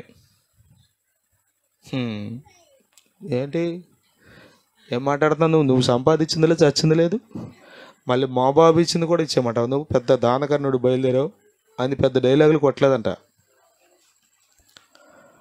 ఆ కాగితాలు తీసుకొచ్చి రిజిస్టర్ చేసి ఆ కాగితాలు తీసుకొచ్చి పాస్టర్ గారి చేతిలో పెట్టాడంట. ఆ పాస్టర్ గారు ఓటీ జేమ్స్ గారు. నా దగ్గర ఉన్న, వీలైతే మీరు చదవండి. పిల్ల వెంకటరత్నం గారు అని గొప్ప దైవజనుడు, గుడివాడలో పరిచయం చేస్తున్నారు. ఆయన రాసిన పుస్తకం అది. నన్ను అయితే కదిలించింది. పాస్టర్ గారు అండి, ఇదిగో ఈమెకు సంబంధించినంతా నేను తెచ్చిచ్చాను, మీరు పాస్టర్ గారు అని నమ్మి మీ చేతిలో పెడుతున్నాను, మీరు ఆమెను మోసం చేయడం నాకు తెలుసు, కాబట్టి ఆమె జీవిత విధానం గురించి మీరు ఆలోచించి మంచి నిర్ణయం తీసుకోండి అని చెప్పి ఇచ్చారంట. ఆయనకి షాక్ అంట. షాక్ అంటే షాక్. దీన్ని ఏమంటారు తెలుసా? సహోదర ప్రేమ. మనం ఎన్నో సంఘటనలు వింటాం, చదువుతాం, చెప్పండి, కానీ తీరా మన దగ్గరికి వచ్చేసరికి అసలు రంగు అసలు అబ్బాయి కుదరదంటే కుదరదు. నాకు ఎందుకు రాకూడదు వాట, నాకు రావాల్సింది నాకు కుదరదు, వదులుకోమన్నాడు ప్రభు. స్తోత్రం. ప్రభు మీకు 100 అంతలు ఇస్తాడు, దేవుడు ఇస్తాడు. ఏంటి ప్రభు నీవు అన్నీ వదిలిపెట్టి నేను వెంబడిస్తున్నాగా అంటే ఏమన్నాడు ప్రభు? ఇహమందు 100 అంతలు, పరమందు అధికంగా ప్రభు నేను నీకు ఇస్తానని చెప్పాడు పేతురుతో. స్తోత్రం. హల్లెలూయా. మనకు రావాల్సిన దాన్ని వదులుకోవడంలో కూడా ప్రేమ ఉంది. అర్థం అవ్వలేదా? మనకు రావాల్సిన దాన్ని వదులుకోవడంలో కూడా చెప్పండి ప్రేమ ఉంది. అర్థమవుతుంది. నేను 7th క్లాస్ ఫస్ట్ వచ్చా మన హై స్కూల్లో. నాకు మా ఫ్రెండ్కి ఇద్దరికి సేమ్ మార్క్స్ అని చెప్పారు. తర్వాత 2 రోజులు అయిన తర్వాత అన్నారు నీకు తక్కువ వచ్చింది, నువ్వు సెకండ్ అన్నారు. నాకు బాగా గుర్తు, నువ్వు కంప్లైంట్ పెట్టు దీని మీద, అసలు నీకు ఫస్ట్ వచ్చిన తర్వాత మళ్ళీ సెకండ్ ఎందుకు ఇస్తారు, 2 మార్కులు ఎందుకు తక్కువ ఇస్తారు, కావాలని ఏదో చేశారు వాళ్ళు అని చాలామంది నాకు సలహా. ఏం పోయింది ఇప్పుడు అని ఆ రోజే నేను పెద్దగా సీరియస్గా తీసుకోలే. 7th మేమిద్దరం ఫస్ట్ సెకండ్, 10th మేమిద్దరం ఫస్ట్ సెకండ్, మా కాలేజీలో మేమిద్దరమే ఫస్ట్ సెకండ్. అసలు మామూలుగా అంటే మామూలు కాదు. ఇప్పుడు వాడు లండన్లో ఉన్నాడు మా ఫ్రెండ్. దేవుడు వాడిని దీవించాడు, నన్ను దీవించాడు. నాకేం తక్కువ లేదు దేవుని కృపలో. ఇంకా వాడికంటే ఎక్కువే దీవించాడు నన్ను. వాడికి ప్రభు లేడు, నాకు ప్రభు ఉన్నాడు. దేవుని స్తోత్రం. హల్లెలూయా. అర్థమవుతుందా? నేను మీకు ఏం చెప్తున్నా అంటే మన ఇంట్లో ప్రేమ మొదలవ్వాలి. ముందు సంఘంలో ప్రేమ మొదలైతే అప్పుడు ఇరుగు పొరుగు వారికి ప్రేమించడానికి అవకాశం. అసలు ఇంట్లోనే ఏగల మోత అన్నట్టుకుంటే బయట ఏముంటుంది? ఉండదు. కాబట్టి మీరు ప్రేమించడం నేర్చుకోవాలి. స్తోత్రం. ఎస్సీ పుట్టినరోజు కూటంలో ఏమన్నా గుర్తుంటుందా మీకు వాక్యం?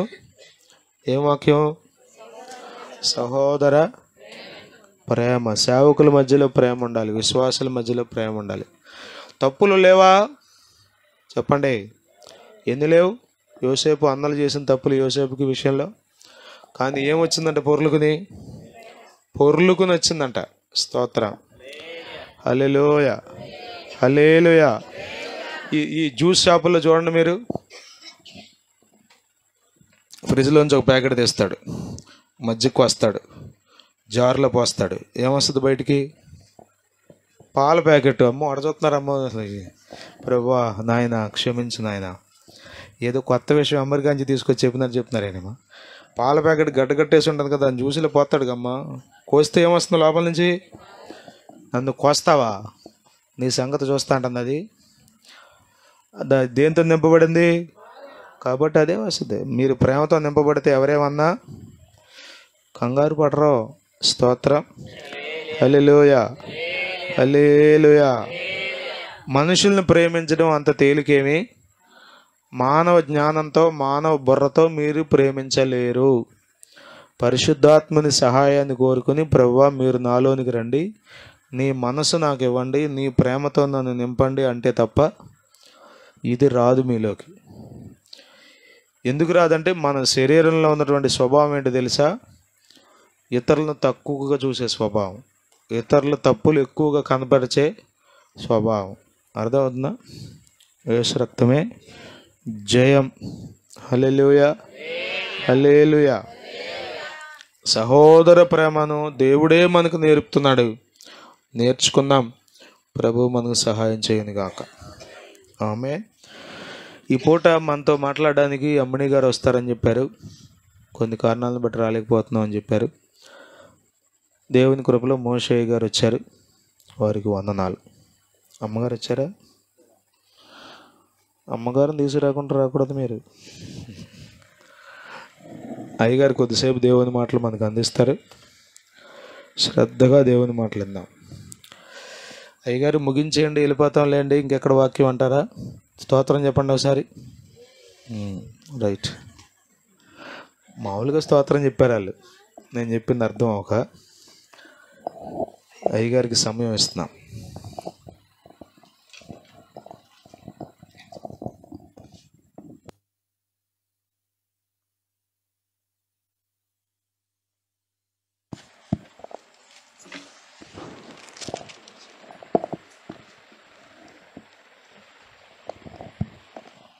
దేవుని నామానికి మహిమ కలుగును గాక. హల్లెలూయా. మన ప్రభువైన యేసుక్రీస్తు నామంలో మరి పాస్టర్ గారు, కరుణాకర్ అన్నగారికి, అమ్మగారికి, అలాగే పెద్దావిడ తల్లిగారికి, కూడి వచ్చిన మీ అందరికీ యేసుక్రీస్తు నామంలో వందనాలు తెలియజేస్తున్నాను. దేవుని మహాకృపలో మరోసారి ఇక్కడ నిలబడి దేవుని వాక్యాన్ని అందించడానికి ప్రభు నాకు ఇచ్చిన ఈ అవకాశాన్ని బట్టి నేను ప్రభువుని స్తుతిస్తున్నాను. హల్లెలూయా. మంచిది. మరి దేవుని పరిశుద్ధ గ్రంథంలో నుంచి మార్కు సువార్త 9వ అధ్యాయం 17వ వచనంలో ఒక మాట చూద్దాం. మార్కు సువార్త 9వ అధ్యాయం 17వ వచనం. జనసమూహములో ఒకడు, బోధకుడా, యేసు ప్రభు ఈ లోకంలో శరీరధారిగా ఉన్నప్పుడు మరి చాలామంది యేసు ప్రభుని వెంబడించారు. ఎంతమంది వెంబడించారంటే జనసమూహం అని రాయబడి ఉంది. మరొక చోట బహు జనసమూహం అని రాయబడింది. అంటే యేసు ప్రభు ఎక్కడికి వెళ్ళినా కానీ ప్రజలు విస్తారంగా యేసు ప్రభుని వెంబడించారు. ఆమేన్. హల్లెలూయా. ఈ దినాల్లో కూడా యేసు ప్రభుని విస్తారంగా వెంబడించే గుంపు ఉంది, ఇంకా ఉండబోతుంది. ఎప్పుడైనా సరే యేసు ప్రభుని వెంబడించే సంఖ్య పెరుగుతుంది కానీ తరగదు. వాళ్ళు ఇటు రావాల్సిందే కానీ మనం అటు మాత్రం వెళ్ళం. ఆమేన్. హల్లెలూయా. యేసు ప్రభుని వెంబడించిన జన సమూహములో ఒకడు అని రాయబడింది. ఆయన పేరైతే మరి అక్కడ లేదు కానీ ఏమని రాయబడిందంటే ఒకడు, జన సమూహములో ఒకడు. ఆయన యేసు ప్రభుని ఏమని పిలిచాడు? బోధకుడా అని పిలిచాడు. అక్కడ బోధకుడా అని పిలిచినప్పుడు ఎలా ఉందంటే అక్కడ బోధకుడా అంటే చాలా దీనముగా, ఎంతో తగ్గింపు స్వభావంతో, బాధతో, హృదయంలో ఏదో వేదన పెట్టుకుని యేసు ప్రభుని పిలిచాడు. బోధకుడా అనలేదు.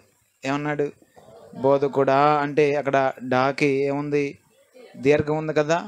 అంటే చాలా వేదనతో పిలిచాడు. కింద వచనాల్లో మనం చదువుకుంటే సమయం లేదు కాబట్టి నేను చిన్నగా చెప్పేస్తాను. ఆ ఒకడు ఎవరంటే తండ్రి. ఒక కుమారునికి ఒక తండ్రి. ఈ తండ్రి అనబడిన ఇతను యేసు ప్రభుని ఎలా పిలిచాడు? బోధకుడా అని పిలిచాడు. అంటే యేసు ప్రభు బోధకుడని అతనికి ఎలా తెలుసు? యేసయ్య ప్రసంగాలు ఎక్కడో విన్నాడు, యేసయ్య మాటలు ఎక్కడో విన్నాడు, యేసయ్య గురించి తెలుసు. ఆమేన్. హల్లెలూయా. మీరందరూ కూడా ఎన్నో ప్రసంగాలు వింటున్నారు. దేవుని వాక్యం వినటం గొప్ప ఆశీర్వాదం. దేవుని మాటలు వినటమే ఒక గొప్ప దీవెన. ఆమేన్. దేవుని మాటలు వింటున్నాం కదా మనం. ఈయన కూడా యేసయ్య మాటలు విని బోధకుడని యేసయ్యను బోధకుడా అని యేసయ్యని పిలిచాడు. ఆ పిలుపులో యేసయ్య నేను అనుకోవటం అతని వైపు తిరిగి చూచి ఉండొచ్చు. ఎలా పిలిచాడు? ఎంతో వేదనతో, బాధతో పిలిచాడు. పిలిచిన తర్వాత తనకున్న బాధ అంతా కూడా ప్రభువుకు చెప్పుకున్నాడు. అయ్యా, నాకు ఒక కుమారుడు ఉన్నాడు, అతనికి దురాత్మ పట్టింది. ఆ దురాత్మ పట్టినప్పుడు అమాంతంగా వెళ్ళిపోయి నీళ్ళ పడిపోతున్నాడు. ఇంకా ఎక్కడ పడుతున్నాడు? అగ్నిలో పడిపోతున్నాడు. నీళ్ళ పడిపోతే మనుషులు ఏమవుతారు? చనిపోతారు కదా. అగ్నిలో పడితే ఏమవుతారు? అంటే చనిపోతారు కదా. అంటే వాడికి పట్టిన దురాత్మ ఎలాంటిదంటే వాడిని భూమి మీద లేకుండా చేయాలనేదే వాడి యొక్క ఆ దురాత్మ యొక్క గురి, అంటే చంపేయాలని. ఆ దురాత్మ ఈ తండ్రి యొక్క బాబుకి, అనగా తండ్రి యొక్క కుమారునికి పట్టింది. ఇంకా మన కింద చూస్తే 21వ వచనంలో యేసు ప్రభు అంటున్నాడు, అప్పుడు ఆయన ఇది వీనికి సంభవించి ఎంతకాలమైందని వాని తండ్రిని అడగగా, తండ్రి మాట్లాడుతున్నాడు, బాల్యము నుండియే. చూసారండి, సైతానుడు, అపవాదైన సైతానుడు బాల్యము నుండే బిడ్డలను చంపాలని, బాల్యము నుండే బిడ్డలను లేకుండా చేయాలని బాల్యము నుండే వాడు కాసుకుని కూర్చున్నాడు. మనం బహు జాగ్రత్తగా దేవుడు మనకిచ్చిన బిడ్డలను కాపాడుకోవాలి. బహు జాగ్రత్తగా మనం ఉండాలి. హల్లెలూయా. దేవుని యొక్క బిడ్డలారా, ఏమంటున్నాడు తండ్రి? బాల్యము నుండి అంటున్నాడు. బైబిల్లో బాల్యంలోనే సైతానుడు ఒక వ్యక్తిని బాల్యములోనే ఈ భూమి మీద లేకుండా చేయలేని చూశారు. ఎవరైనా చెప్పండి, మొట్టమొదటి వ్యక్తి చెప్పండి, ఎవరు? మొట్టమొదటి వ్యక్తి ఎవరంటే మోషే గారు. ఆమేన్. మోషే పట్ల దేవునికి ఒక ప్రణాళిక ఉంది. దేవుని ప్రణాళిక ఎవరి పట్ల అయితే ఉంటుందో వాడిని సైతాన్ని గురి చేస్తాడు, అంటే భూమి మీద లేకుండా చేయలేని చూస్తాడు. దేవుని యొక్క చిత్తం ఎవరి పట్ల ఉంటుందో వాడిని సైతానుడు దాడి చేస్తాడు. చూడండి, బైబిల్లో మోషే ఉన్నాడు. మోషే పుట్టిన తర్వాత మరి ఎవరికంట పడకుండా 3 నెలలు తల్లి జాగ్రత్తగా దాచింది.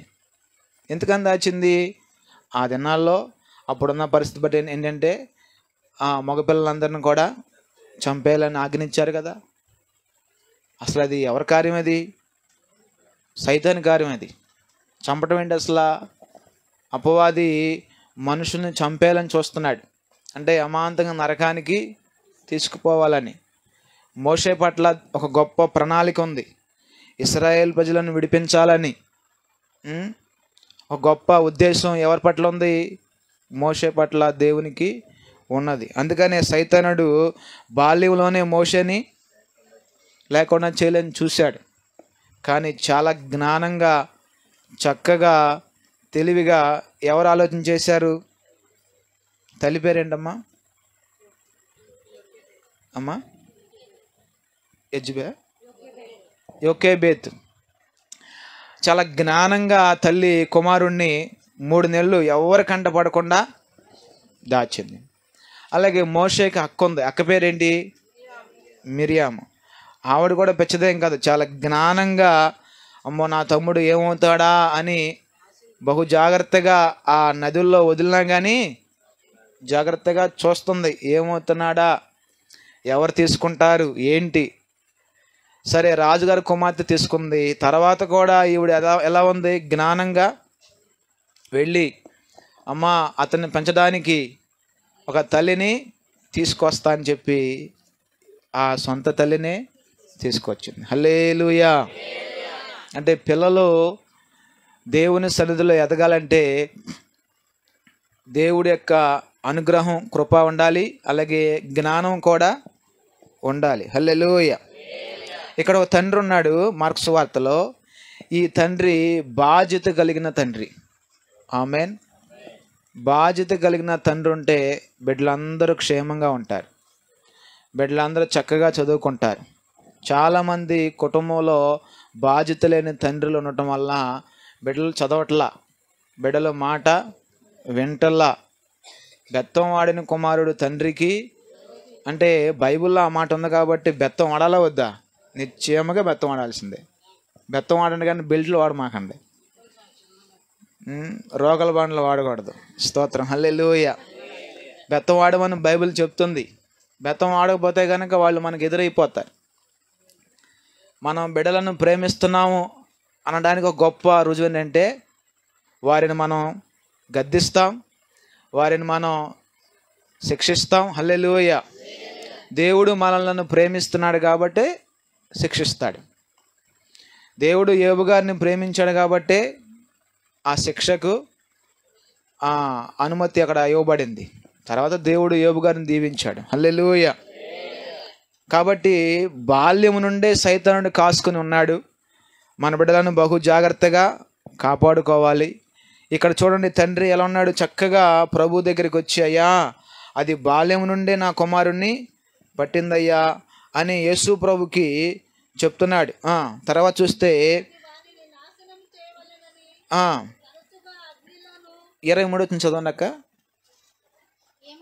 ఏమైనను నీ వలనైతే మా మీద కనికర పడి మాకు సహాయము. ఇక్కడ కాస్త కొద్దిగా బలహీనంగా మాట్లాడినట్టుగా నాకు అనిపించింది. ఎవరో ఈ తండ్రి. ఎందుకని అక్కడ ఏమైనాను నీ వలనైతే అన్నాడు. మత్తయి సువార్త 8వ అధ్యాయంలో ఒక కుష్ఠరోగి ఉన్నాడు. వచ్చి అన్నాడు, నీకు ఇష్టమైతే నన్ను శుద్ధినిగా చెయ్యగలవా ప్రభు? అనలా, చెయ్యగలవు అన్నాడు. హల్లెలూయా. అంటే అక్కడ ఆయన విశ్వాసంతో గట్టిగానే మాట్లాడాడు. ఇక్కడ ఈయన ఎలా మాట్లాడుతున్నాడు ఈ తండ్రి? ఏమైనాను నీ వలనైతే అంటే ఏంటి? యేసయ్య వల్ల కాదంటారా? యేసయ్యకి సమస్తము సాధ్యమే. ఎందుకు కొద్దిగా బలహీనంగా మాట్లాడాడంటే ఆ ఫస్ట్ వచనాల్లో ఈయన డైరెక్ట్గా ప్రభు దగ్గరికి రాలా. ఏడబోయాడు? యేసు ప్రభు సృష్టిలంట, అమ్మో మామూలు విషయం కాదు అని అక్కడికి పోయారు. వాళ్ళకి సమస్య చెప్తే వాళ్ళు ఏం చేశారు? చుట్టూ చేరి గట్టిగా ప్రార్థన చేస్తే అది మాత్రం పోలా. ఎదురు తిరిగిన వాళ్ళకి అందరు అలసిపోయారు. మత్తయి అలసిపోయాడు, యోహాను అలసిపోయాడు. తర్వాత పేతురు ఏం చేసి ఒకరి తర్వాత ఒకరు వచ్చి ప్రార్థన చేస్తుంది. అది ఏమాత్రం కూడా పోట్లా. ఇక అందరూ ఒకరు మొక్కలు చూసుకున్నారే, బాబు ఇది మన వల్ల కావట్లేదురా, ఇక మనకి పోలేదు ఇది అని అందరూ కూడా అలసిపోయారు. అందుకని అక్కడ ఆ తండ్రికి కొద్దిగా ఏమొచ్చింది? అపనమ్మకం, అవిశ్వాసం. మన జీవితంలో కూడా ఒక కార్యం జరగలేదనుకో మనకేమొచ్చేస్తుందిక, ఏంటో మరి ప్రార్థన చేస్తున్నా దేవుడేం కార్యం చేయట్లా అని ఎక్కడో అపనమ్మకం వచ్చేస్తుంది. దేవునికి బిడ్డలారా, దేవుడు మన జీవితంలో కార్యాలు చేస్తాడు. ఒకవేళ కార్యాలు చేయకపోయినా కానీ దేవునికి స్తోత్రం. హల్లెలూయా. చేసిన దేవునికి స్తోత్రం. ఎక్కడ కూడా మన జీవితంలోనికి అపనమ్మకం రాకుండా చూసుకోవాలి. ఆమేన్. మన అయ్యగారు చెప్తారుగా, దేవుడు ఉన్నాడన్న మాట చెప్పండి గట్టిగా, నిజం. పరలోక రాజ్యం ఉందన్నమాట నిజం. నరకం ఉందన్నమాట. కాబట్టి ఎక్కడ కూడా కొంతమందికి ఎక్కడో కొట్టిద్ది, సైతం తెస్తాడు, అపనమ్మకం తెస్తాడు.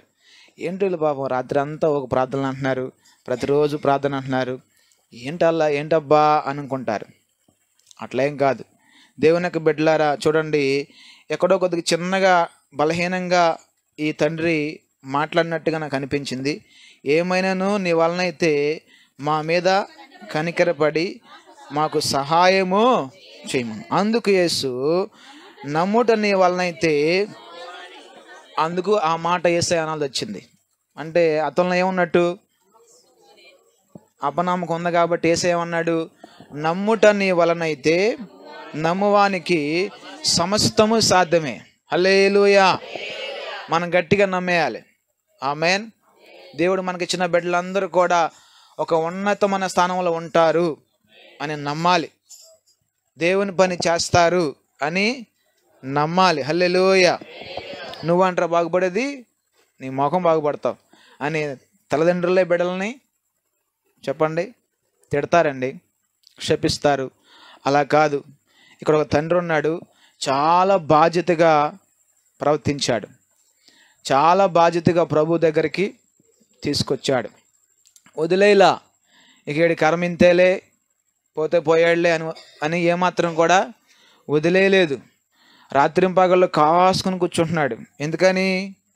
నీళ్ళ పడిపోతాడేమో, అగ్నిలో పడిపోతాడేమో, పడిపోతే ఏమవుతాడమ్మా, చనిపోతాడు కదా అని చాలా బాధ్యత కలిగి తన కుమారుణ్ణి కాచుకుని ఆ బాధతో యేసు ప్రభు దగ్గరికి వచ్చాడు. హల్లెలూయా, హల్లెలూయా. యేసు ప్రభు దగ్గరకు వచ్చి, అయ్యా సహాయం చేయి ప్రభా అని ప్రభుని వేడుకుంటే ప్రభు ఈ మాట అన్నాడు, నమ్ముట నీ వలనైతే నమ్మువానికి సమస్తము. మన పిల్లల మీద మనకేముండాలి? గొప్ప నమ్మకం ఉండాలి. నా కుమార్తె ఉన్నతమైన స్థానంలో ఉంటుంది, దేవుని పని చేస్తుంది, దేవుడు వాడుకుంటాడు, దేవుడు అనుగ్రహించిన కృప, దేవుడిచ్చిన గొప్ప భాగ్యం, నేను నమ్ముచున్నాను, నీ నమ్మిక చొప్పున చెప్పండి, నీకు జరుగును గాక. హల్లెలూయా. ప్రభు అన్నాడుగా, నీ నమ్మిక చొప్పున నీకు జరుగును. మనం నమ్ముతున్నావా? నమ్మాలి. నమ్మితే గొప్ప కార్యాలు ప్రభు చేస్తాడు, మనం చూస్తాం. వెంటనే ఆ చిన్నవాని తండ్రి, నమ్ముచున్నాను, నాకు అపనమ్మకం ఉండకుండా నాకు సహాయము చేయమని. స్తోత్రం, హల్లెలూయా. చూసారండి, తండ్రి ఏమంటున్నాడు? అపనమ్మకం ఉండకుండా నాకు. ఇలాంటి ప్రార్థన ఎప్పుడైనా చేశారా మీరు? అయ్యా నాకేంటో అపనమ్మకం వచ్చేస్తుంది అయ్యా, అయ్యా అయ్యా ప్రభా నమ్మకాన్ని పుట్టించయ్యా, అవిశ్వాసం నాలోనికి రానియొద్దు నాయన, నాలో నమ్మకాన్ని పుట్టించయ్యా అని తండ్రి ప్రార్థన చేస్తున్నాడు. మామూలుగా మామూలుగా అడగట్లా యేసయ్యని. ఎలా అడుగుతున్నాడంటే, కింద పుట్టినోట్లు ఏమన్నాడంటే, కన్నీళ్ళు విడుచుచ్చు. ఎక్కడది? చెయ్యమని అన్న చోట పుట్టినట్టు ఉంది కదా, కన్నీళ్ళు విడుచుచ్చు. హల్లెలూయా. కన్నీరు కారుస్తూ బిగ్గరగా గట్టిగా యేసయ్యని అడుగుతున్నాడు, అయ్యా మరి అక్కడ కొద్దిగా బలహీనంగా అక్కడ జరిగింది, అందుకని అక్కడ నాలో కొద్దిగా అపనమ్మకం వచ్చింది నాయన, నన్ను క్షమించండి, ఇక నాలోకి అపనమ్మకం రాకుండా నాకు సహాయం చేయమని బిగ్గరగా ప్రభువుకి చెప్పాడు. స్తోత్రం, హల్లెలూయా, హల్లెలూయా. పరిచర్యలో మనకి గొప్ప నమ్మకం ఉండాలి. నీ కుటుంబం మీద, నీ బిడ్డల మీద గొప్ప నమ్మకం దేవుడు నీకు ఇస్తున్నాడు. హల్లెలూయా. ఆ నమ్మకాన్ని పొందుకో. ఆమేన్. యేసు నామములో మీరందరూ కూడా నమ్మకం కలిగి ఉండుదురుగాక. మనం అందరం కూడా గొప్ప విశ్వాసంతో, నమ్మకంతో ముందుకు వెళ్ళదుముగాక. చూడండి అక్కడ ఏమైందప్పుడు,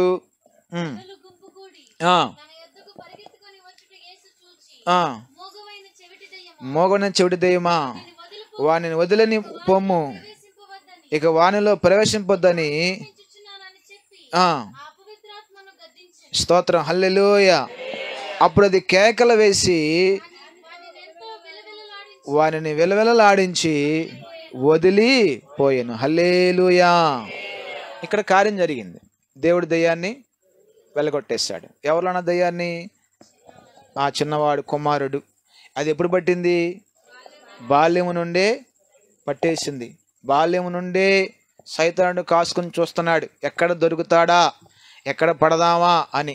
చూసారండి, మరి తండ్రి కూడా కాసుకుని చూస్తున్నాడు, ఎక్కడ పడిపోతాడా కాపాడదామని. హల్లెలూయా. మన యేసయ్య ప్రేమ తండ్రి ప్రేమ. ఆమేన్. కాబట్టి యేసయ్య మనలను బాల్యం నుండి ఇంతవరకు క్షేమంగా కాచి కాపాడాడు. అలాగే మరి బుడితల్లిని కూడా దేవుడు బాల్యం నుండి ఇంతవరకు క్షేమంగా కాచి కాపాడాడు. ప్రభు తండ్రిగా ఉండి గమనిస్తున్నాడు. అలాగే దేవుడు ఇక్కడ అన్నగారిని, అలాగే అక్కగారిని, మంచి తండ్రిని, మంచి తల్లిని ప్రభు ఇచ్చారు. హల్లెలూయా, హల్లెలూయా. దేవుని వాక్యం మనం చూస్తే ఎక్కడ ఏమైందంటే, గద్దించగానే అది వెళ్ళిపోయింది. అప్పుడు వదిలిపోయాను. అనేకులు చూసారండి, అనుకున్నారు అందరూ వాడు చనిపోయాడు, యేసయ్య వాడిని చంపేశారు, ఏమండి ఇది ఇట్లా ఉంటాయి పనులు వెళ్ళయి అనుకున్నారు అందరూ. అప్పుడేమైంది? యేసు వాని చెయ్యి పట్టుని లేవనెత్తగా వాడు నిలవా. హల్లెలూయా. నీ బిడ్డల విషయంలో మరి యేసు ప్రభు వారి చెయ్యి పట్టుకున్నాడు. ఆమేన్.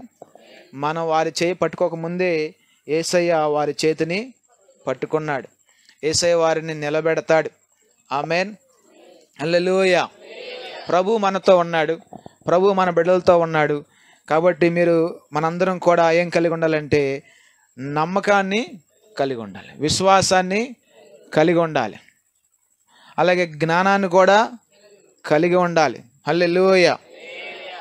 యేసు ప్రభు కూడా చూస్తే లోకా సువార్త 2వ అధ్యాయం 52 చూస్తే యేసు ప్రభు అంట ఈ భూమి మీద జ్ఞానమందును వయసునందును దేవుని దయందును మనుషుల దయందును వర్ధిల్లుచుండెను. హల్లెలూయా. అట్టి కృప దేవుడి బిడ్డకు దయచేయునుగాక. అలాగే సమయంలో కూడా ఎలా వర్ధిల్లాడంట? దేవుని దయందును మనుషుల దయందును చక్కగా వర్ధిల్లాడు. అలాంటి భాగ్యము, అలాంటి కృప దేవుడు మరి నిస్సి అమ్మ పేరు నిస్సి అనే బుడ్డతల్లికి దేవుడు అనుగ్రహించునుగాక. మన బిడ్డలందరూ కూడా అనుగ్రహించునుగాక. మరి బిడ్డల కన్నా తల్లిదండ్రులందరూ కూడా నమ్మకం కలిగి, బాధ్యత కలిగి బిడ్డల విషయంలో ప్రభు సన్నిధిలో పెట్టి మరి బాధ్యత కలిగి నమ్మకం కలిగి ఉండుదుముగాక. దేవుడి వాక్యాన్ని మన కొరకు బలపరిచి ఆశీర్వదించునుగాక. ఆమేన్. ప్రార్థన చేసుకుందాం. స్తోత్రం. హల్లెలూయా, హల్లెలూయా. ప్రేమగల తండ్రి, మహోన్నతుడా, మీ నామాన్ని గణపరుస్తున్నావు నాయన. అయ్యా మరి మీ దాసులు ప్రభా కరుణాకర్ అన్నగారిని నాయన, మరి ప్రభా అక్కగారిని మీరు ప్రేమించి నాయన మీరు ఇచ్చిన ప్రభా మరి స్వాస్థ్యాన్ని బట్టి, బహుమానాన్ని బట్టి నాయన మీకు స్తోత్రములు నాయన. తండ్రి మీరు ఇచ్చిన బిడ్డల కొరకే మీకు వందనాలు.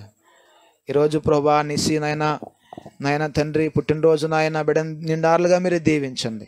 ఇదిగో మీరు మీ యొక్క ఆశీర్వాద బిడ్డకు అనుగ్రహించు నాయన.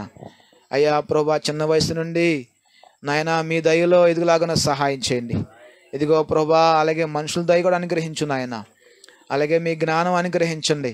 ఎక్కడ అపవాది అయ్యా ప్రణాళిక ఏది కూడా నెరవేర్చబడకుండా వాడి కలిగి ఉన్న ప్రతి ప్రణాళికలను యేసు నామములో రద్దు చేస్తున్నాం నాయన.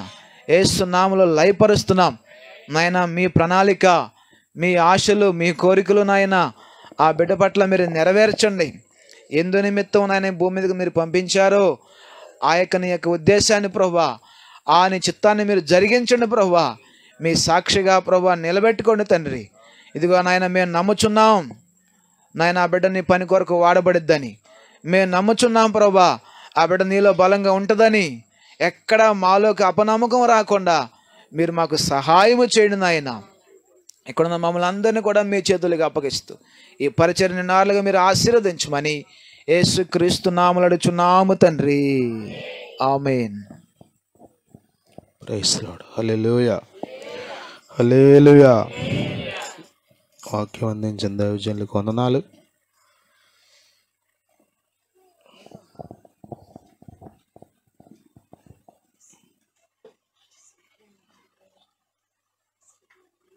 హల్లెలూయా, హల్లెలూయా.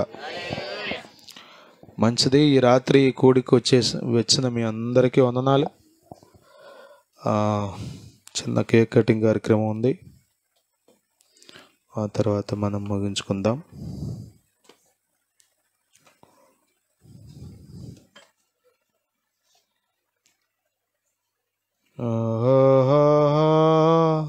హల్లెలూయా,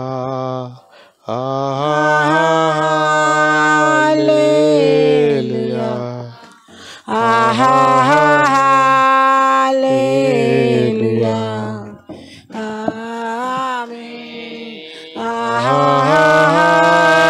హల్లెలూయా, హల్లెలూయా. బాయ్స్ ఎక్కడ? హల్లెలూయా. ఆమేన్. హల్లెలూయా, హల్లెలూయా. హల్లెలూయా. ఆశ్చర్యకరుడా స్తోత్రం, ఆలోచనకర్త స్తోత్రం, బలమైన దేవా నిత్యుడవగు తండ్రి, సమాధానాధిపతి స్తోత్రం, బలమైన దేవా నిత్యుడవగు తండ్రి, సమాధానాధిపతి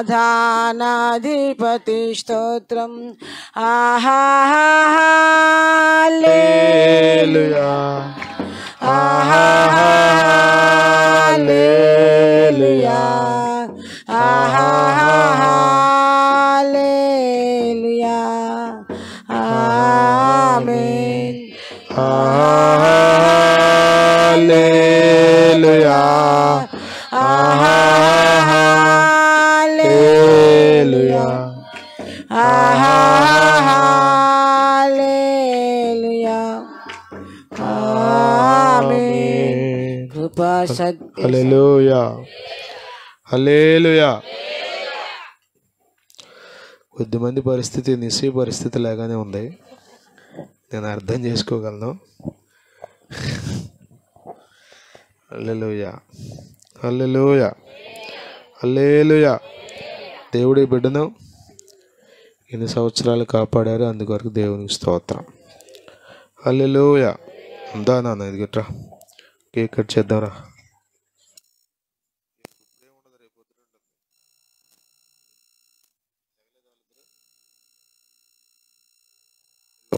చాకు పట్టుకో, మోషయ్య గారు రండి, మరా జంతి అమ్మ.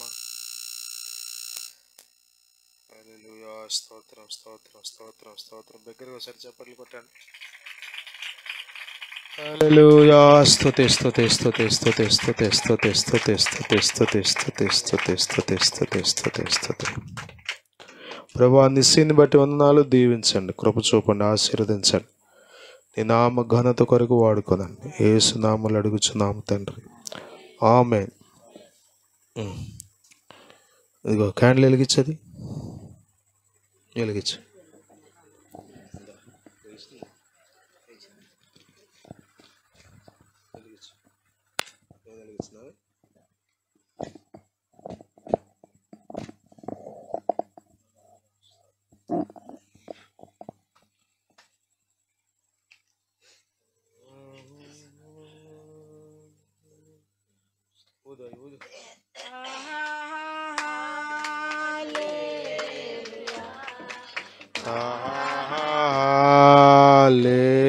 హల్లెలూయా, ఆమేన్.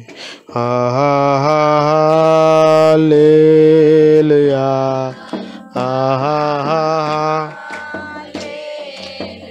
పట్టుకోమ్మా.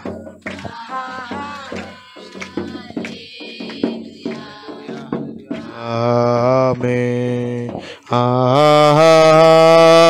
హల్లెలూయా,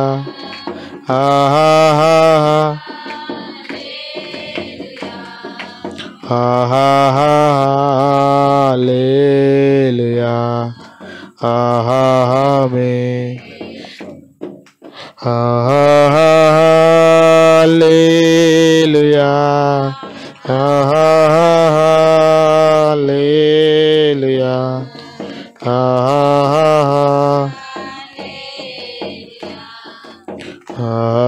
ఆమేన్.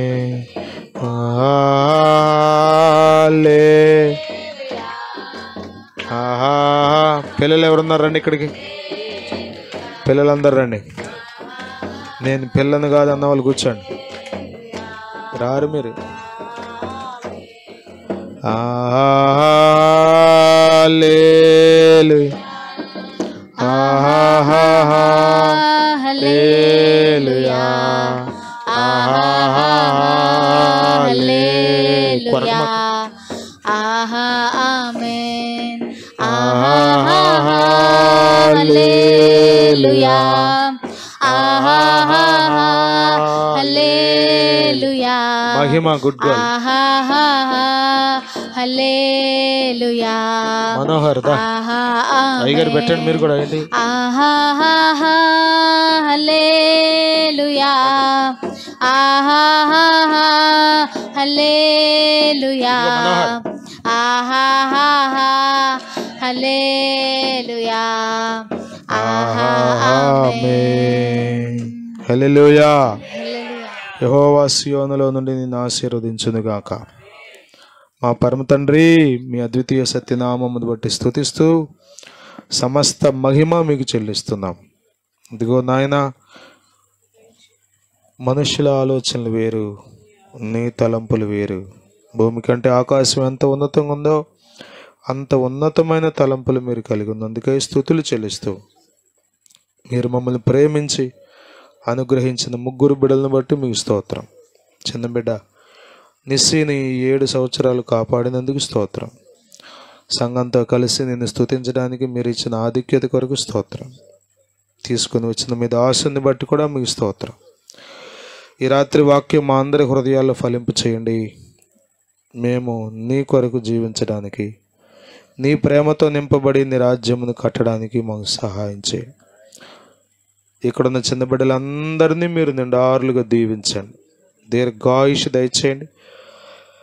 ఏ కీడు, ప్రమాదం, అకాల మరణం బిడ్డలకు సంభవింపకుండా కాపాడండి. దుష్టుడి నుండి మీరు వారిని దాయండి. నీ నామ ఘనత కొరకు వాడుకొనండి.